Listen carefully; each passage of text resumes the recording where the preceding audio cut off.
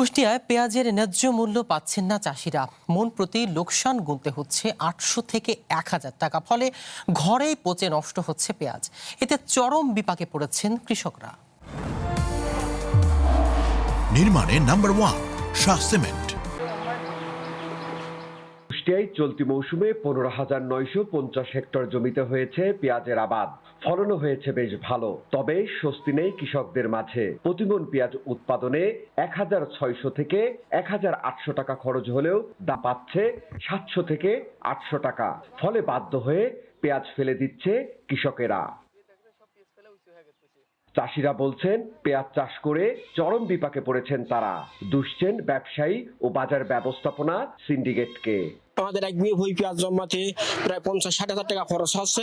এখন এই পেঁয়াজ বেশি আমাদের ২০,০০০ টাকাও আসতেছে না। আমরা তো অসহায় হয়ে যাচ্ছে শেষ হয়ে, নি বাজার নি ঘাট, এই পিস যে ফেলা দিতে হচ্ছে। এটা এখন ফেলাতে গেলেও লিভার লাগবে, এই লিভারের টাকাটাও তো আমার নাই। সরকার এখন যদি কৃষকের পাশে না দাঁড়ায়, তাহলে তো আপনার কৃষক মরে যাবে।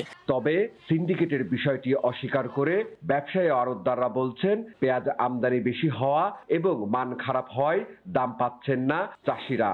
কাঁচামাল এটা কেউ ধরে রাখতে পারে না, এই জন্য সিন্ডিকেট এটার ভিতরে চলে না।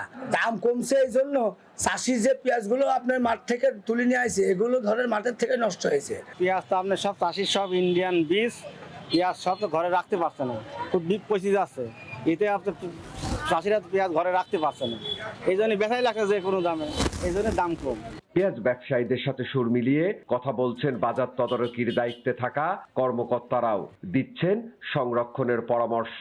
আর্লি হারভেস্টের কারণে বেশি সময় সংরক্ষণ করতে পারছে না। এখন যারা রাখতে পারবে, সেই সংরক্ষণ যাদের এই সুবিধা আছে, তারা কিন্তু দামটা পাবে। কারণ এই সরবরাহটা থাকবে না, এরকম সরবরাহ থাকবে না, আস্তে আস্তে কমে আসবে, তখন দেখবেন দামটা বাড়বে।